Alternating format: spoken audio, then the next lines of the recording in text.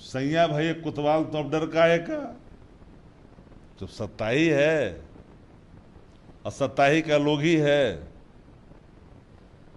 तो उसको क्या दिक्कत है। चुनाव आयोग कह रहा है कि अभी तक कोई आपत्ति नहीं आया है, और यहाँ जो है लगातार मरा हुआ जिंदा हुआ मरा हुआ दिखाई दे रहा है। और चुनाव आयोग करे कोई आपत्ति नहीं है कि जब चुनाव नहीं था तो 47 की बात आई, और जब जो खेत बंटवारा करना था तो न्यायालय में साक्ष्य प्रस्तुत करने से भाग गई पुलिस। तो उन अधिकारियों पर FIR और कार्रवाई करे न्यायालय जिन लोगों ने इस चीजें उपस्थापित किया था उस समय। अनंत सिंह को बेल मिला है और 3 बजे जेल से अनंत सिंह रिहा होंगे। अब इसके बाद बिहार में विपक्ष पार्टी है जो नीतीश कुमार पर इल्जाम लगा रहे हैं। आपको बता दें, लगातार अनंत सिंह को लेकर खबरें चली है कि अनंत सिंह को बेल मिल गया है, चुनाव लड़ने की तैयारी है और अनंत सिंह इस बार चुनाव लड़ेंगे। लेकिन बेल मिला है उसको लेकर हम बात करेंगे। हमारे साथ राजद के मुखरक्ता शक्ति सिंह यादव हैं। अनंत सिंह को बेल मिल गया है, कैसे देख रहे हैं इसे? देखिए, न्यायालय के जो फैसले आए हैं उसमें राहत का सवाल है। राहत दिया गया है, जमानत दिया गया है, सशर्त दिया गया है कि ये अब बदमाशी नहीं करेंगे, अब अपराधगिरी नहीं करेंगे, अब AK-47 का सहारा नहीं लेंगे, आग्नेयास्त्र नहीं चलाएंगे। ऐसा कोर्ट ने जमानत देते वक्त कंडीशन लगाया है, और ये कोई पहली बार तो कंडीशन लगाया नहीं है। लोकसभा के चुनाव भी लगा। हर चुनाव के पहले जब इनको जब रियायत बरती जाती है, और लोगों को रियायत बरती जाए या न जाए अलग विषय है, मैं नहीं जानता कि इसको क्या बरता जाता है, लेकिन जब बरता जाता है इनको तो बरता गया है तो लोगों ने देखा कि ये शर्त लगा है। पर ये भाई साहब है कि सुधरते ही नहीं, अब बाहुबली है। सैया भाई कुतवाल तो अब डर का है का, जब सत्ता ही है और सत्ता ही का लोग ही है तो उसको क्या दिक्कत है। बिहार में तो चल ही रहा है सत्ता संरक्षण का सारा खेल। हमें किसी के न्यायिक आदेश के आलोक में मिलता है अगर किसी को राहत है तो भाई न्यायिक निर्णय है। पर हमेशा हम एक बात जरूर कहते हैं कि फैसला आना और न्याय मिलना 2 बातें होती है, और फैसले आते हैं अनुसंधान, पुलिस अनुसंधान के हिसाब से, और पुलिस अनुसंधान में अगर अभियुक्त को बचाने की कोशिश करता है तो बच ही जाता है, क्योंकि न्यायालय तो साक्ष्य पे चलती है। सच ये है कि पूरा देश देखा है उस वीडियो को जहां पर AK-47 लहराए जा रहे थे, ताबड़तोड़ गोलियां चल रही थी, पुलिस डर से जा नहीं रही थी।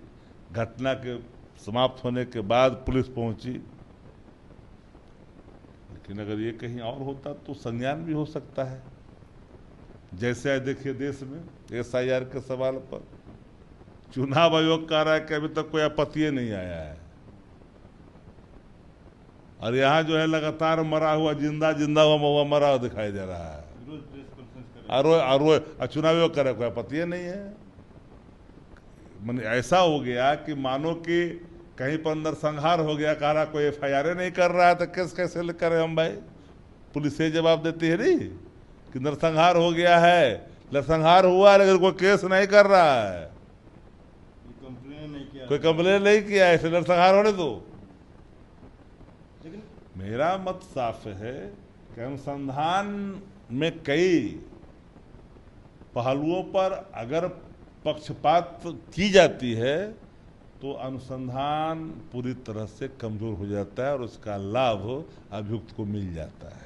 आपको नहीं लगता है कि सरकार पक्षपात कर रही है अनंत सिंह के साथ? जब चुनाव समाप्त हो जाता है तो साक्ष्य मिल जाता है, चुनाव जब आता है तो साक्षी खत्म हो जाता है, बेल मिल जाता है। अच्छा, ये बताइए कि जब चुनाव नहीं था तो AK-47 की बात आई, और जब खेत बंटवारा करना था तो न्यायालय में साक्ष्य प्रस्तुत करने से भाग गई पुलिस। तो उन अधिकारियों पर एफआईआर और कार्रवाई करे न्यायालय, जिन लोगों ने इस चीज़ें उपस्थापित किया था उस समय कहा गया था। हम ये भी तो नहीं चाहते कि झूठा आरोप किसी पर लगे, लेकिन अगर सच में वो आरोप था, उसके आधार पर इनको जब कस्टडी लिया गया था तो वो चीज़ फिर समाप्त कैसे हुआ? क्या लग रहा है, सरकार इस्तेमाल करी है अनंत सिंह का? जो इस्तेमाल की वस्तु जब बन जाता है ना, जिसका अपना अस्तित्व समाप्त हो जाता है और सत्ता प्रतिष्ठान के इस्तेमाल की वस्तु बन जाता है, वो इस्तेमाल होता ही रहता है। जेडीयू के एक नेता हैं जो मोकामा से तैयारी कर रहे हैं, ऊपर से आदेश है जेडीयू के अल्लाह का मान से कि आप तैयारी करिए, आप चुनाव लड़िएगा। तो ऐसे में दो आदमी कैसे मोकामा से चुनाव लड़ेगा जेडीयू? जहाँ तक मेरी समझ है, मोकामा से नीरज कुमार चुनाव लड़ेंगे जनता दल यू की तरफ से। फिर अनंत सिंह का क्या होगा? अब क्या होगा वो जाने, क्योंकि ललन सिंह जी चाहते ही हैं कि नीरज कुमार ही चुनाव वहां लड़े। अनंत सिंह का टिकट कट जाएगा इसका।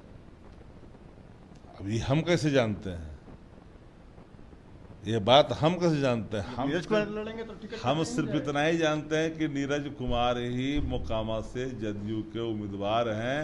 ऐसा जदयू के तरफ से लगातार मीडिया के माध्यम से बात खुल के आ रही है। मतलब खेल हो जाएगा अनंत सिंह के साथ? आज तक तो खेले होते रहा है, अभी तक तो खेले हो रहा है।